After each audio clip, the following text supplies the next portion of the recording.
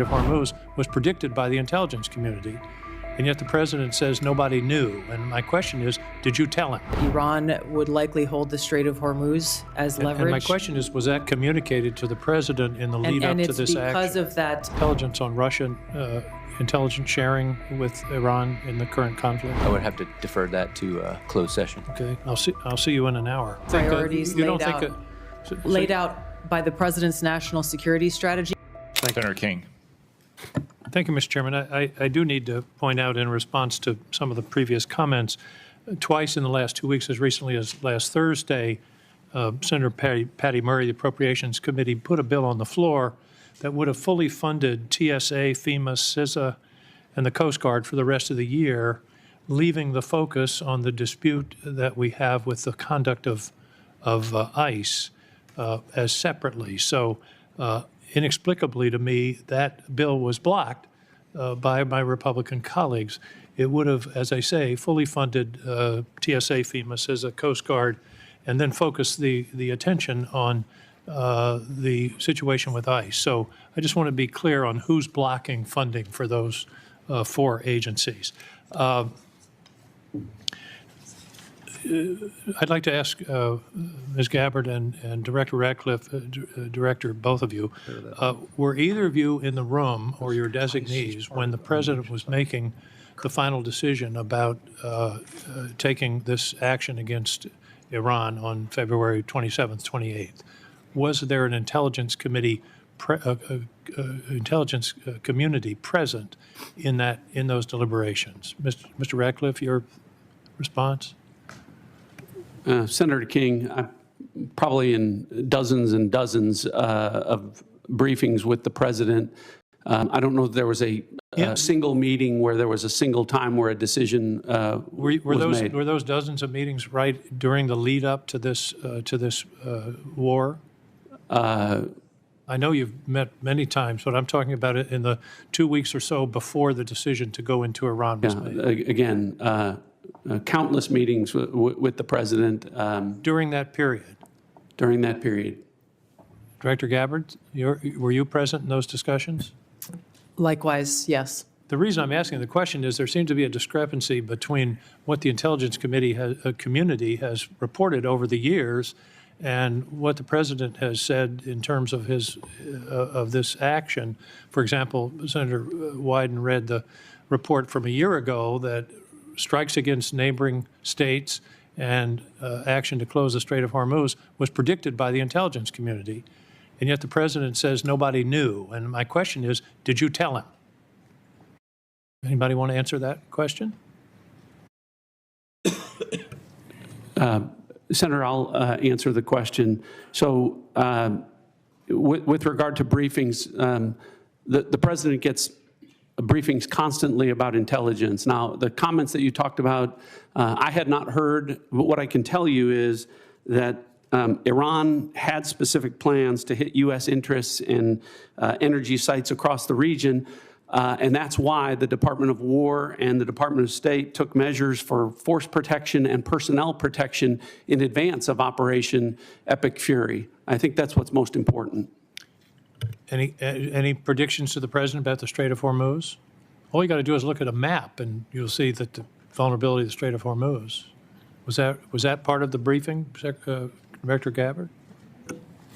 I think the Director Ratcliffe made the point here is that this has long been an assessment of the IC, that Iran would likely hold the Strait of Hormuz as leverage. And my question is, was that communicated to the president in the lead up to this action? And it's because of that longstanding assessment that the IC has continued to report that the Department of War took the preemptive planning measures that it did.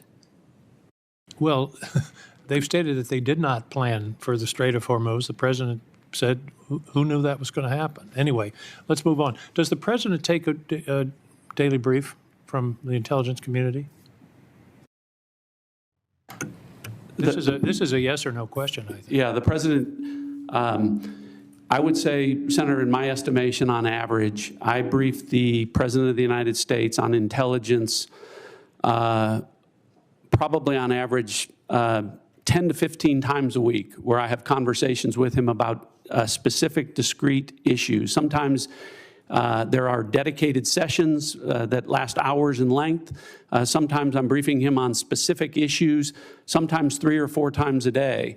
But I would say on average, my interactions where I'm briefing the president on important national security matters happens probably on average 10 to 15 times per week. Thank you. Could you update us on the intelligence on Russian intelligence sharing with Iran in the current conflict? What do we know?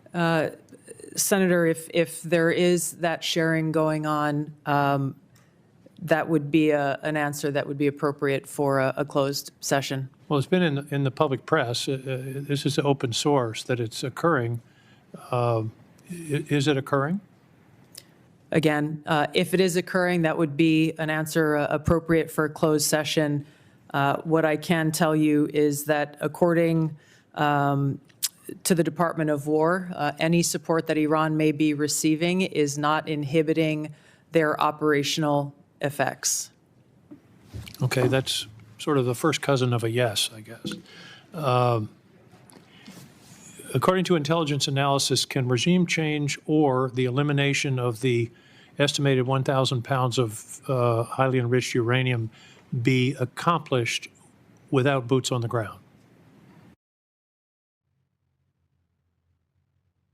Senator, the discussion about the Iranian nuclear capability, we intend in the closed session to talk about that in great deal. With regards to revealing any information about the ability to do that, I would have to defer that to a closed session. Okay, I'll see you in an hour.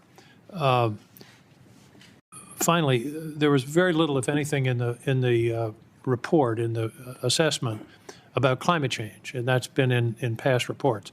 There is a lot of discussion about migration. The estimates are that climate migrants, because of the changes in the climate and the atmosphere, and particularly in the center equatorial area of the Earth, will range from 200 million to 1 billion people by 2050. Do you believe that is a national security threat that should be addressed? The Syrian refugees were about 6 million, and they upset the politics of Europe for several years. We're talking about 200 million to 1 billion people on the move. I believe that's something we should be discussing and that the intelligence community should be assessing. Director Gabbard? Yes, Senator, there are a number of drivers of things like migration. It would be an extensive and voluminous annual threat assessment if we included every single one.